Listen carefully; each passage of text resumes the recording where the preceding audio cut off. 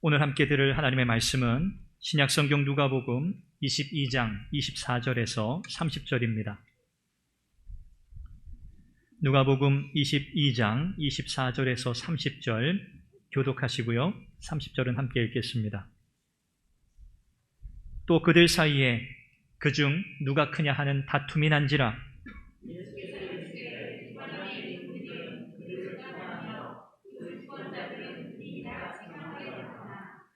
너희는 그렇지 않을지니 너희 중에 큰 자는 젊은 자와 같고 다스리는 자는 섬기는 자와 같을지니라.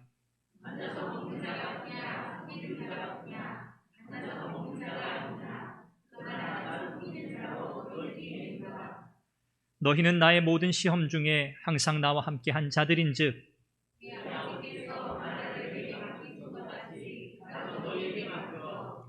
너희로 내 나라에 있어 내 상에서 먹고 마시며 또는 보좌에 앉아 이스라엘 12지파를 다스리게 하려 하노라. 아멘. 예수님의 제자로 성숙하고 하나님의 나라에 합당한 일꾼으로 세워져 가는 그 과정은 결코 쉽지가 않습니다. 끊임없이 복음에 반응하면서 지속적으로 회개하고 하나님 앞에서 바로 서는 삶을 매일매일 순간순간 살아야 하기 때문에 그렇습니다. 우리가 예수님 믿는 그 순간 한 번 부르심을 받고 한 번 그 은혜에 감동하고 회개의 눈물을 흘리는 것으로는 충분하지 않습니다. 그 이후로도 우리는 끊임없이 말씀으로, 기도로, 또 순종의 실천으로 우리 신앙의 성숙을 위해서 부단히 애써야 하는 거죠. 예수님께 특별한 훈련을 받은 예수님의 제자들, 3년 동안 예수님의 공생의 사역 동안 제자들은 예수님께로부터 부르심을 받은 이후에 집중적인 제자 훈련을 받았습니다. 먹고 함께 자고 마시며 예수님의 말씀을 듣고 예수님이 행하시는 놀라운 기적을 함께 그들이 경험하고 또 예수님의 이름으로 그들이 놀라운 권세를 행하기도 하면서 3년 제자 훈련 집중 과정을 그들은 감당했습니다. 그러나 여전히 제자들의 눈에는 세속적인 이권, 세상 사람들로부터 존경을 받고자 하는 그 마음, 세상 사람들에게 인정받고 싶은 그 마음이 그들의 눈에는 여전히 더 크게 보였습니다. 그래서 오늘 본문에 보면 제자들은 또 한 번 누가 크냐라고 하는 논쟁을 벌이게 됩니다. 이미 여러분 기억하시죠? 누가복음 9장에서 제자들은 이미 누가 크냐라고 하는 이 논쟁을 벌인 적이 있습니다. 그때 예수님께서 제자들의 이 논쟁을 바라보시면서 예수님께서 장차 사람들의 손에 넘겨지시고 또 예수님께서 십자가에 이 놀라운 구속의 역사를 이루실 거라는 사실을 제자들에게 말씀하셨지만 그 당시에도 제자들은 그 말씀의 의미를 깨닫지 못했습니다. 그리고 여전히 누가 큰가라고 하는 이 논쟁에 여념이 없었죠. 오늘 예수님께서 제자들의 이와 같은 논쟁의 상황을 바라보시면서 다시 한번 제자들의 마음을 바로 세워주시고 고쳐주시는 장면을 우리는 보게 됩니다. 너희 모든 사람 중에 작은 자가 가장 큰 자라고 하셨던 그 주님의 말씀, 그 말씀이 오늘 본문 안에서 다시 제자들에게 들려지고 있는 거죠. 우리도 마찬가지입니다만은 사람들은 비교하는 것을 좋아합니다. 좋은 것이든 나쁜 것이든 비교하기를 좋아하죠. 비교 자체가 나쁜 것이다 할 수 없습니다. 그런데 문제가 되는 것은 이렇게 비교하는 과정을 통해서 상대적으로 내 자신이 다른 사람들에 비해 우월감을 가지려고 하는 것. 나는 저 사람보다 더 뛰어나. 나는 저 사람보다 더 잘해. 우월해 라고 하는 이런 우월감을 확인하려고 하는 것, 이것이 문제가 되는 거죠.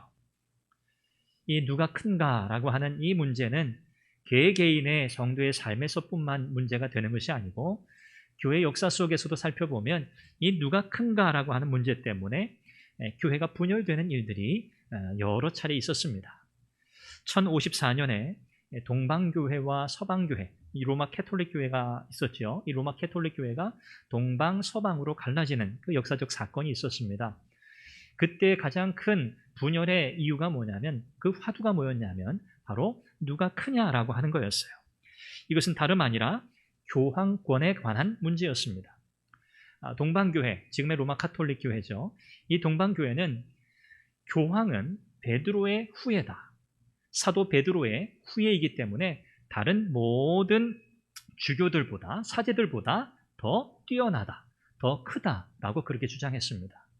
그런데 이런 서방교회의, 로마 카톨릭 교회의 이런 주장에 반대하는 입장을 표명한 것이 바로 동방교회입니다. 이 동방교회가 그렇지 않다, 우리는 인정할 수 없다라고 하면서 이 서방교회, 로마 카톨릭 교회가 일방적으로 동방교회를 이제 출교시켜 버립니다. 오늘 우리 개신교회, 개혁교회라고도 우리는 그렇게 표현하는데, 이 개혁교회, 개신교회는 로마 카톨릭의 그런 주장과 같이 주교 또는 감독과 같은 이런 직위, 지위에 있는 분들이 다른 어떤 목사들과 비교했을 때, 목회자들과 비교했을 때 더 우월하다, 더 크다라고 하는 이런 입장을 크게 반대했습니다. 종교개혁 시대 당시에도 그랬고 오늘날에도 여전히 마찬가지입니다. 말씀의 종, 말씀의 사역자로 부름받은 자들은 어디에 있든지 누가 되었든지 모두 다 동등하기 때문에 그렇습니다. 이것이 성경이 우리에게 말씀하는 바죠. 누가 더 뛰어나고 누가 더 열등하고 그런 관계는 애초부터 없습니다. 세상의 질서를 생각하면 힘 있는 사람, 권세 있는 자, 그런 사람들이 큰 자죠. 이게 세상의 기준입니다. 그런데 하나님 나라에서의 기준은 전혀 다릅니다. 하나님 나라의 기준은 뭐지요? 가장 큰 자는 어떤 사람이라고요?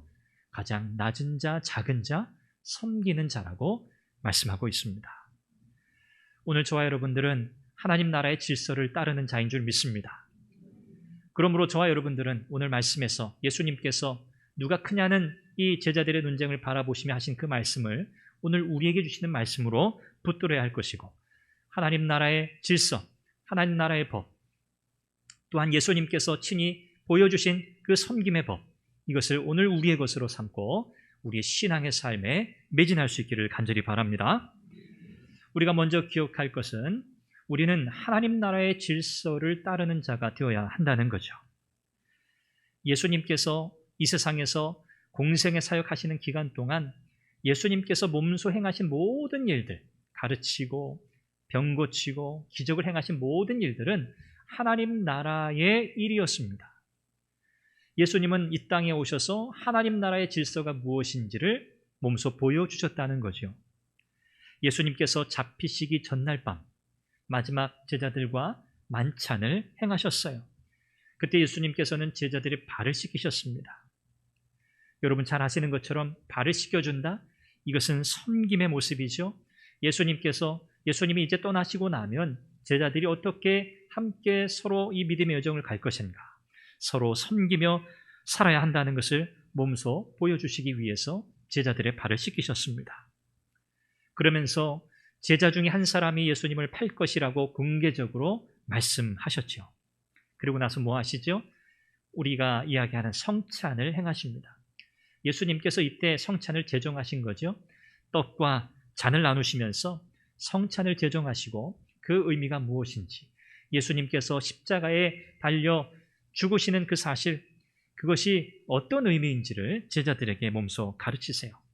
그러면서 제자들과 더불어 영원한 언약을 맺으시죠.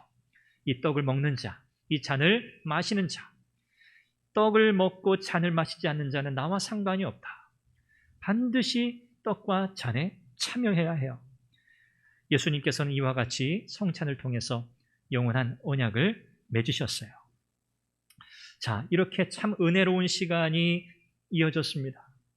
자, 그런데 얼마 못 가서 제자들 사이에 누가 크냐라고 하는 논쟁이 일어난 거예요. 여러분 머릿속에 한번 상상을 해보십시오. 우리 주님께서 제자들과 더불어 온 마음을 다하셔서 그들의 발을 씻기시고 떡과 잔을 나누시면서 예수님의 그 십자가 죽음의 의미를 말씀하시는 그 장면, 얼마나 진지하고 또 예수님의 그 사랑과 그 온 열정이 담겨져 있는 그 시간이었겠습니까? 한마디로 은혜로 충만한 시간이었지 않을까요? 은혜로 충만한 시간이 얼마 되지 않아서 제자들 사이에 이런 다툼이 일어난 거예요. 예수님께서 보여주신 이 섬김의 모습, 이것과는 너무 대조적인 모습이 바로 나타납니다. 불과 몇 시간 후면은 예수님께서는 체포되실 거거든요. 그런데 제자들은 여전히 예수님의 그 십자가, 예수님의 그 구속의 사역에 대해서는 관심이 없고요. 딴 생각을 하고 있었어요. 어떻게 이렇게 이런 일들이 가능할까? 여러분 어떠십니까? 여러분의 신앙의 삶 가운데는 이런 경험들이 없으십니까? 교회 와서 예배를 드립니다. 말씀을 들어요. 찬양도 합니다. 하나님 앞에 기도도 합니다. 은혜로 충만해지는 시간이죠. 하나님의 은혜로 충만해졌다, 말씀대로 살겠다, 순종하겠다, 그런 결심을 다지고 나서 그 후에 정작 교회의 이런저런 일들을 결정하고 행하려고 할 때 교회 안에서 주도권을 다투는 그런 싸움이, 갈등이 일어나는 경우가 있어요. 은혜 받은 이후에 누가 크냐라고 논쟁을 벌였던 제자들의 모습과 사실 다르지 않습니다. 누가 큰가? 이것이 주도권 싸움으로 변하게 되면 이 문제를 해결하는 것이 정말 어려워요. 교회의 어떤 사역들을 우리가 어떻게 더 의미 있게, 가치 있게, 혹은 효율적으로 우리가 잘 감당할 것인가? 이런 주제를 놓고 서로 다른 의견들을 내놓으면서 함께 뜻을 맞추어가는 이런 과정들은 반드시 있어야 하고 필요한 과정이지만 그 일을 행하는 일에 있어서 누가 주도적으로 주도권을 가지고 그 일을 해나갈 건가? 주도권 싸움. 이것이 시작되면 교회의 사역, 교회를 세워가는 일, 그 일에는 큰 어려움이 따르게 된다는 거죠. 겸손합시다, 서로 사랑합시다, 섬깁시다 라고 하는 이런 표현들, 이런 것들이 그냥 상투적인 그냥 미사역으로 끝나기가 쉽다는 거예요. 제자들 사이에 누가 크냐라고 하는 논쟁이 일어난 가장 큰 원인이 뭘까? 제자들마다 나름의 기준이 있었기 때문에 그래요. 제자들마다 자기 생각이 다 달라요. 그런데 그 자기 생각을 굽히지 않는 거죠. 왜요? 자기가 주도권을 쥐어야 하니까. 내가 다른 제자들보다 더 위에 있어야 하니까. 이런 마음들 때문이었어요. 누가 먼저 부름받았지? 줄을 서볼까? 1번부터 마지막 12번까지. 누가 제일 나이가 많지? 누가 가장 능력을 많이 행했지? 이런 기준을 가지고 줄을 선다고 생각해 보세요. 결국은 기준에 따라서 답이 달라지는 거거든요. 예수님은 이 문제에 대해서 어떤 답을 내리십니까? 예수님은 이렇게 말씀하시지 않았어요. 야, 베드로, 그래, 너가 가장 먼저 첫 번째 내 부름을 받았지? 자, 너가 1번, 너가 가장 뛰어나, 너가 가장 우월해. 이렇게 말씀하시지 않았어요. 제가 누가복음 9장 설교하면서 말씀의 제목을 그렇게 정했었죠. 잘못된 질문. 이 질문이 잘못된 거예요. 누가 크냐? 아니에요. 이 질문은 아니에요. 더 정확하게 이 질문을 바꿔본다면 어떤 일을 하는 사람이 큰 자인가? 이 질문이 되어야 돼요. 어떤 일을 하는 자가 큰 자인가? 하나님께 크다 평가받는가? 라는 거예요. 이 교회라고 하는 곳, 신앙 공동체라고 하는 곳에서는요, 지위와 직무가 있어요. 지위는 목사, 장로, 집사, 권사, 이게 지위입니다. 우리가 흔히 직분 이렇게 표현하죠. 이런 지위가 있어요. 그런데 실제로 교회의 모든 사역과 교회의 모든 이 일들은 지위에 의해서 정해지는 게 아니에요. 진행되는 게 아니에요. 직무에 의해서 이루어져요. 목사, 장로, 집사 이런 지위로 세워지지 않고 세워져 있는 지위를 가진 분들의 직무, 이 직무라고 하는 것은 바로 섬김의 행위예요. 섬김의 행위로 교회가 세워집니다. 그러니 지위는 있으나 직무를 다하지 않으면 그 지위는 아무 의미가 없는 거예요. 이해가 되시죠? 지위, 직무 다 중요해요. 25절 말씀에 보면 이방인의 임금들은 그들을 주관하며 그 집권자들은 은인이라 칭함을 받으니라고 지적하십니다. 세상의 질서를 따르면 지위가 중요해요. 지위. 세상에서는 다스리는 자, 지위가 높은 사람, 그들을 뭐라고 불러요? 큰 사람이다. 큰 자라 그렇게 부릅니다. 이것이 세상의 질서입니다. 회사에는 회장이 있을 수 있겠죠. 사장도 있을 수 있겠고요. 지위가 높은 분들, 이런 분들을 우리는 큰 자라고 그렇게 불러요. 그런데 26절에 예수님께서 뭐라고 선언하시죠? 너희는 그렇지 않을지니. 세상의 질서를 너희가 따라서는 안 된다는 거죠. 하나님 나라의 질서는 다르다는 거죠. 하나님의 백성들의 공동체인 교회의 질서는 다르다는 거예요. 그리스도인은 그래서는 안 된다는 거죠. 이 교회가 세상의 질서를 참 너무 많이 닮아 있어서 구분되지 않는다. 이게 도대체 세상의 질서인지 하나님 나라의 질서인지 구분되지 않는다. 여러분, 교회가 그 정도까지 된다면 교회로서의 존재의 의미가 없는 거예요. 교회는 철저하게 세상과 구분되는 곳입니다. 어떤 면에서요? 하나님 나라의 질서를 따른다는 점에서 그렇습니다. 26절에 이렇게 또 말씀하세요. 너희 중에 큰 자는 젊은 자와 같고 다스리는 자는 섬기는 자와 같을지니라. 여기서 젊은 자, 가장 나이가 어린 사람을 뜻해요. 또 사회적으로 가장 낮게 평가되는 사람을 가리켜요. 자기 자신의 가치를 인정받기 위해서 스스로 뭔가를 요구할 수 있는 권리나 사회적인 지위를 가지고 있지 않은 사람들, 이런 사람을 가리키는 표현이에요. 이 당시에는 나이에 따라서, 일반적으로 나이에 따라서 사회적 신분 수준이 결정되었어요. 나이가 어리다? 어디에도 낄 수가 없어요. 사회적으로도 여러 가지 어떤 면에서도 굉장히 낮은 자라고 평가받기 때문에 그렇습니다. 이 당시에 가장 덜 존경을 받는 사람, 바로 나이 어린 사람, 가장 나이 어린 사람. 교회 안에서 나이가 많다고 무조건 어른이라고 존경의 대상이 되는 게 아니에요.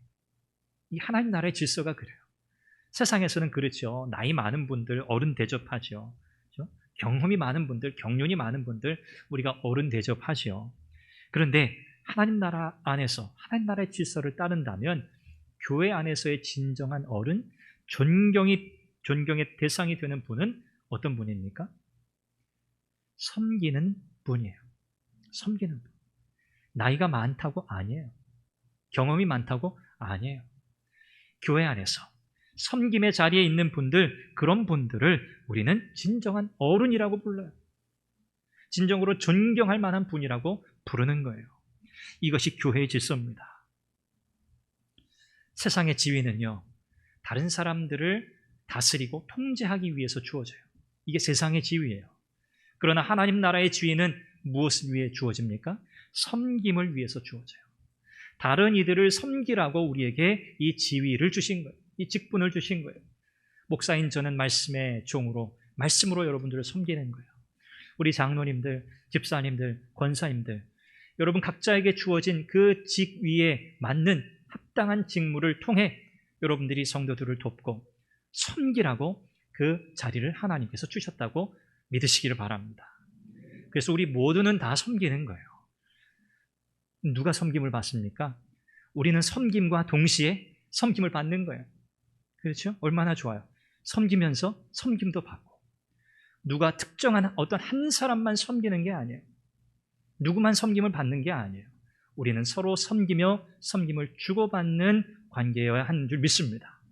이것을 꼭 기억하세요. 이 신앙생활 하면서 우리가 하나님 말씀에 따라서 우리의 가치관, 우리의 삶의 내용, 목표, 방향, 이런 것들을 우리가 자꾸 수정해야 돼요.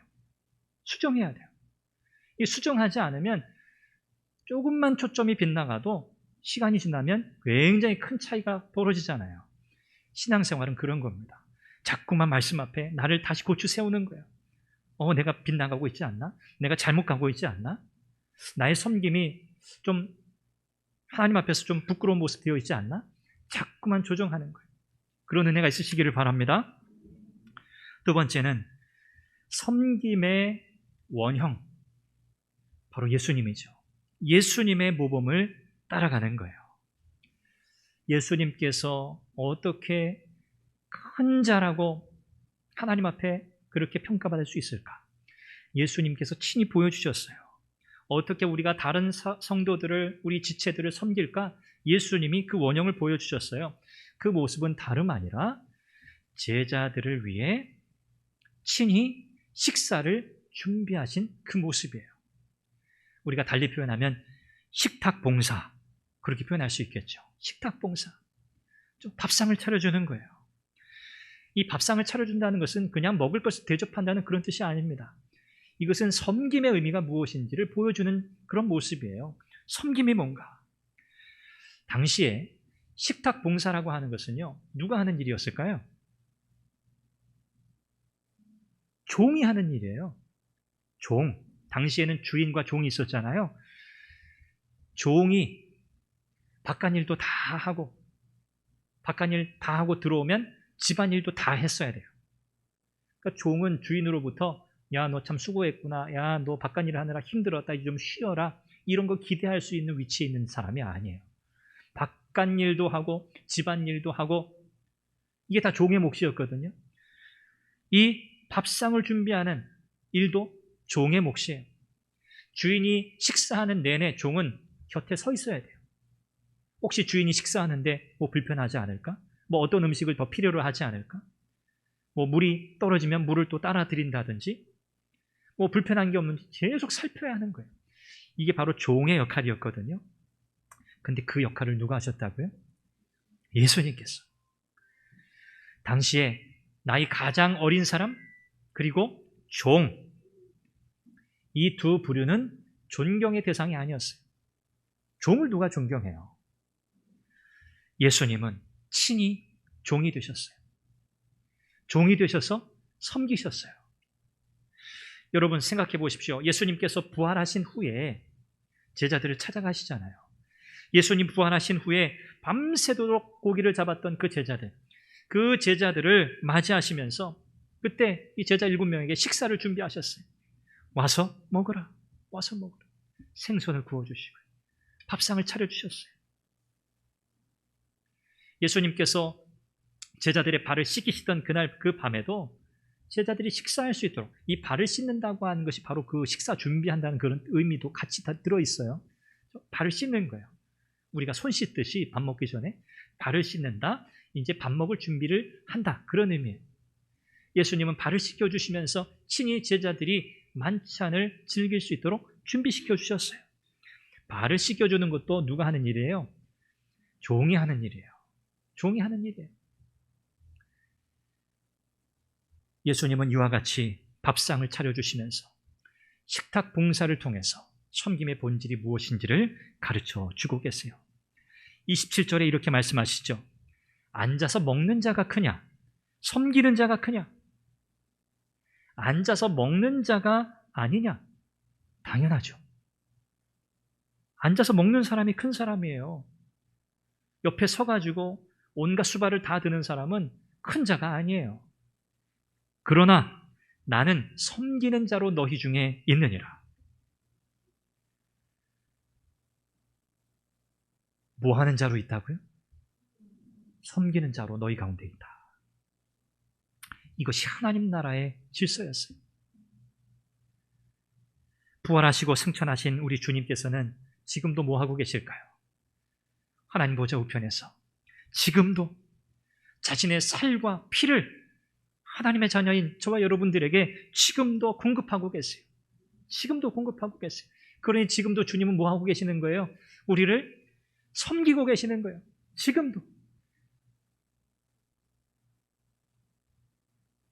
특별히 말씀의 사역자들, 종들을 통해서 지상교회 안에서 성찬식을 행하도록 하나님께서 권위를 위임하셨죠. 그래서 목회자들을 통해서 하나님께서 이 성찬, 우리 주님의 살과 피를 공급받는 그 은혜를 공급받는 일을 지금도 감당하게 하셨어요.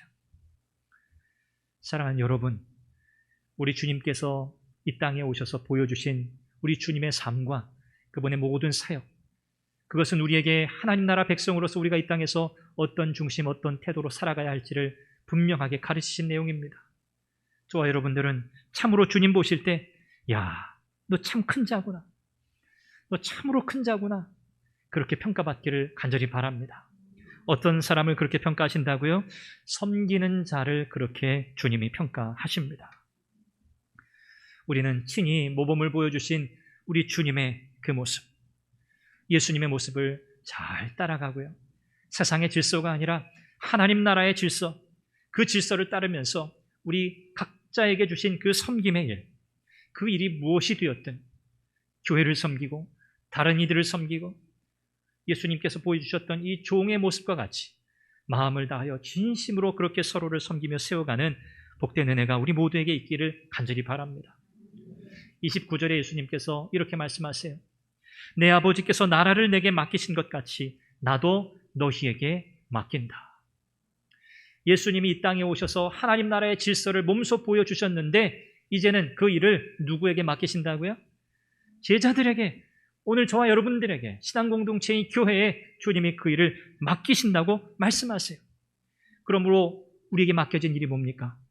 예수님께서 보여주신 섬김의 삶을 실천하는 것인 줄 믿습니다. 이것이 우리가 하나님 앞에서 풍성한 은혜 가운데 사는 비결이고요, 우리 교회가 하나님께서 기뻐하시는 복된 교회로 날마다 세워지는 비결인 줄로 믿습니다.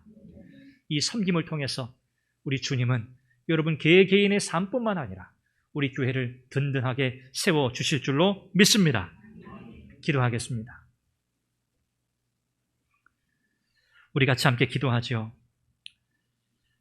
섬김의 모범을 보이신 예수님을 본받게 하옵소서.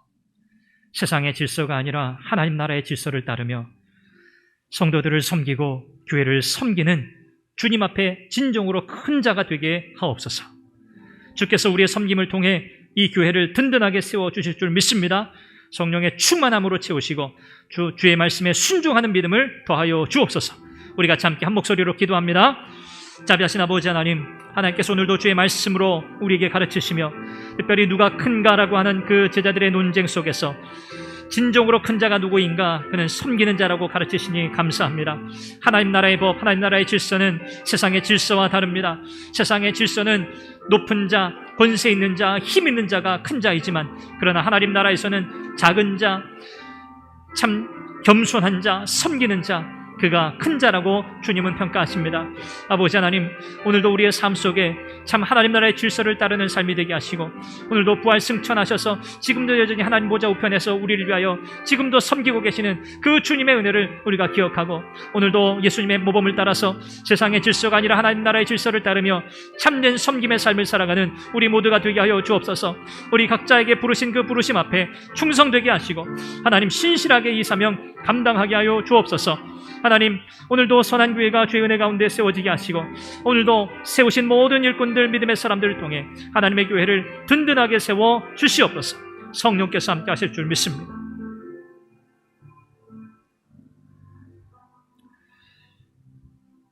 우리에게 몸소 하나님 나라의 질서를 보여주시며 섬김의 본을 보여주신 우리 주님의 은혜와 사랑을 감사합니다. 우리는 연약하여서 내가 높아지려고 하고 내가 드러나려고 하고 자꾸만 대접받으려고 하고 섬김을 받으려고 하지만 하나님, 우리의 연약함을 불쌍히 여겨주시고 우리 주님께서 말씀하셨던 것처럼 나는 너희 가운데 섬기는 자로 있다고 하신 그 말씀 우리의 마음에 새겨 따라가게 하옵소서. 우리도 또한 서로를 향하여 섬기는 자가 되게 하옵소서. 서로 깊이 사랑하며 격려하며 지지하며 섬김의 삶을 살아가게 하옵소서. 주의 교회를 위하여 아낌없이 진실하게 신실하게 섬기는 자들 되게 하옵소서. 우리 모두는 섬길 뿐만 아니라 서로의 섬김을 받으며 그리스도 안에 있는 온전한 사랑을 경험하게 하여 주옵소서. 하나님, 선한 교회가 이 섬김을 통해서 더욱 든든히 세워질 줄로 믿습니다. 주의 성령께서 충만한 은혜로 채워 주옵소서. 예수님의 이름으로 기도합니다. 아멘.